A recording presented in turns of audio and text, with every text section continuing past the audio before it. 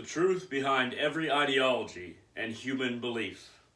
Now, after studying many religions and spiritual traditions over most of the years I've lived, and studying people for even longer, I encountered a question that will always remain on my mind. Why do people who are self-described as being opposite to one another behave and use the same thought processes to those who have an ideology diametrically opposed to their own? Now, I will give an example. A Christian and a Satanist, a large percentage of each hate welfare for the same reasons, that they feel people are lazy and mooching off of society. Now, as far as my studies go, I've studied many things that I have found I do not agree with. I have read a large part of the Satanic Bible, the Satanic Rituals, Anton LaVey's notebook, The Devil's Notebook. And I have found that I am not a Satanist. But I have also found that a lot of what is in Satanic literature is what many self-professed Christians believe, as far as not accepting the weakness of those who cannot provide for themselves, and instead forcing them to do so. That is straight out of Satanism. Now, does that mean that many Christians who believe that there shouldn't be welfare and people should provide for themselves are satanic? That is not what I'm saying. What I'm saying is that Satanists and Christians might, as far as people go, have far closer ties to thought processes than their ideology seems to suggest. Now, an ideology is something that is very different from the human practice of said ideology. In Christianity, it says, turn the other cheek. But in reality, how many Christians, when punched, will turn the other cheek instead of punching back? How many will get down on their knees instead of fighting back? Let's say that their lives aren't in danger. Let's say that they know the person just wants to hit them a few times or beat them up. How many Christians will get on their knees instead of defending themselves? Very few. And Satanists, it's right in the Satanic Bible, if somebody crosses you, if somebody tries to seek your destruction or assault you in any way, even if it's not even physical, if somebody tries to attack you even in a verbal or magical way, you destroy them. Many Christians would do the same thing. In the Satanic Bible, it says that, if somebody's in your way, warn them to get out of your way. Ask them to get out of your way, and if they don't, destroy them. Many Christians would act the exact same way. But I can't say that the Bible and the Christian ideology, the source of the Christian ideology, is completely, separate from this idea of how people act. Because there are many examples of self-defense in the Bible that explain how you should fight back.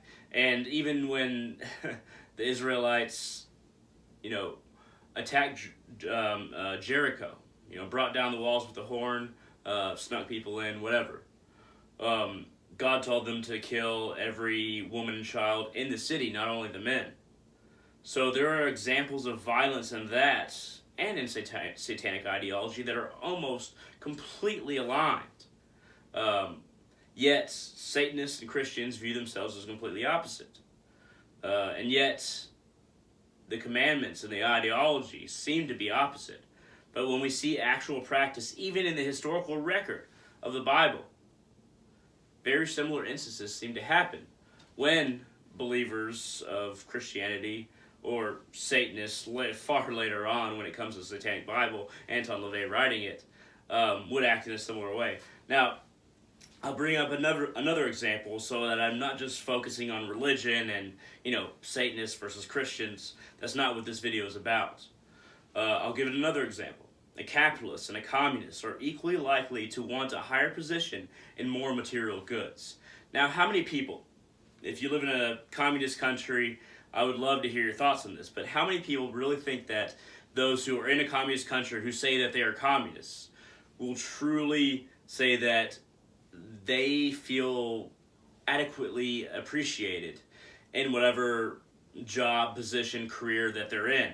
that they're assigned to. Even the most extreme communist countries where you are assigned a job, where this is the job you have to get to know that you have to do. We can use the most, well, this is not the most communist country, but we'll use the example of North Korea. It's like a hereditary-based communist dynasty, which is, they seem very opposite ideas, but this really plays into my point that people are people. That ideology is something that people adhere to in their own ways, but we're getting to that point. In North Korea, people who are assigned a certain job, how many of those people would say, okay, I'm really good at this job, I'm happy here, I wouldn't like to go any higher up. This is how I can serve the state. Even people in North Korea, many who are brainwashed, but there are films and information that gets in regardless of the bans on foreign goods and foreign films and information and such. But regardless, many people in North Korea would love a promotion. Many people would love a rise in payments and material goods. People very rarely align completely to their ideology. Their ideology is more of a guiding star that we kind of work towards. We tell ourselves in our own ways, but really we just travel our own path in the general direction of the guiding star that is our ideology.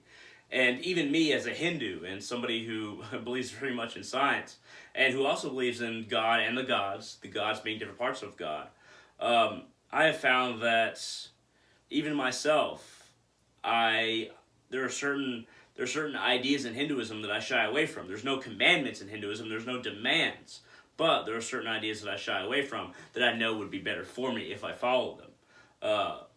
Material detachment, meditating more often, becoming one with myself that is not this body, but the self that is in the heart of us all. And that self exists in us all, so we all have that connection. Getting closer to that is something I don't do enough. And I know it would be good for me, but this is also an example, and I'm using myself, of people being people, not being their ideology. Now, I'll use another example.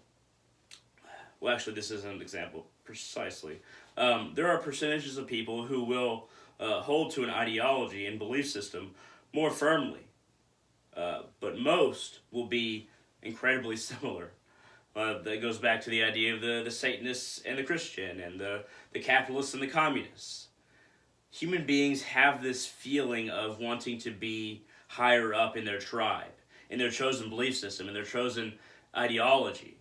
But they will also want the things that will make them more comfortable, that will satisfy their desires, that will show to others that they have more. These are the humanistic, the very human qualities that we can compare to animalistic qualities or base tribal qualities that exist in us all. And this is why ideology is almost never completely followed to the letter. Whether it be a religion, or whether it be politics, whether it be an economic or societal creed. People are people. That might sound ridiculous, cliche even, but it's true. People are people, and ideas, especially those who compose them, who are probably the fastest adherers to those ideas. Those things are far more alien to us than being somebody who just wants to be more comfortable, who wants to have a job that they like, who wants to be fed and have their family fed, who wants to have adequate medical care and their family have adequate medical care. So there's constantly this balancing of ideology and actuality in society. It's where we have to appease both.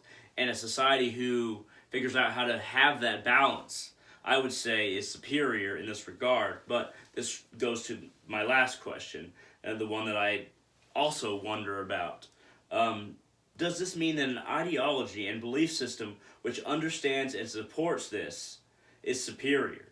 The idea that human beings will look out for themselves and go towards certain desires, or is it virtue determining? Or is virtue determined by supporting a system which promotes the best in us and progressing an adherence to those things that are our highest ideals, which we can find and become one with, but is very difficult, especially if you're trying to make a society adhere to certain virtues.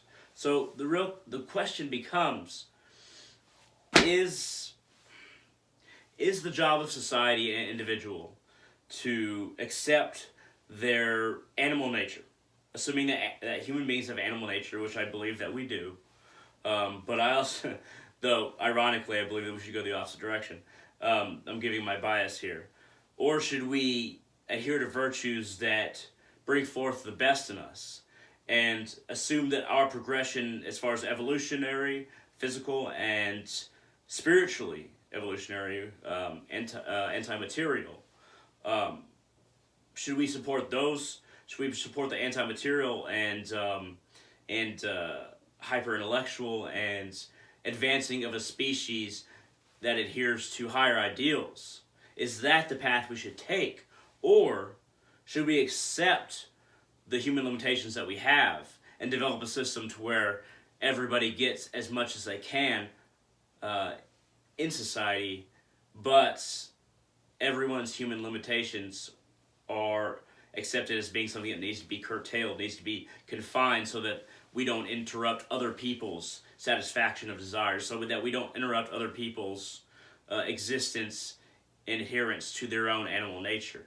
So either way, society plays a role in this juxtaposition that I'm proposing. So either we contain just the amount that it takes in order to allow everybody to satisfy their desires and work toward and allow their animal nature to exist in an equal system, or we try to promote and push for the perseverance towards virtues that are the best parts of ourselves, that will progress us past whatever point we are in our physical or spiritual evolution. This is a question that only an individual society can answer. But what I found in studying, listening to people's, really looking at how people believe, and, I was recently listening to an interview that a Christian did with the daughter of Anton LaVey, the writer of the Satanic Bible and the founder of the Church of Satan. And these are two sides that neither one of them I really hold or agree with, but I find myself not even in between, but in a nebulous state away from both of these viewpoints. But you have, on the one side, you have the Satanists saying that we have to accept our human nature and to try and help weaklings, help other humans who are in pain and won't be helpful in society, that won't really produce anything. We should just allow them to die. And then on the other hand, you have the Christian who says, no, we should try to help everybody, but also try to convert them and show them that Jesus Christ and Christianity is the source of compassion, and the reason that they're being helped is because of Jesus Christ through the missionary. So we have this stark contrast. But when it comes to blind faith, when it comes to blind belief, I feel like the ideology of a Christian and a Satanist is very similar. A capitalist and a communist, completely different issue, is similar. A person who is very religious and somebody who is an atheist who's completely trusting in science, or scientists rather, I feel like the blind faith idea is really prevalent in all of these juxtapositions and opposites. Because how many people will work through the physics and the mathematics and the scientific experiments to prove that the science that a scientist that they believe has proven in order to prove it to themselves? Very few. So there is a certain element of blind faith.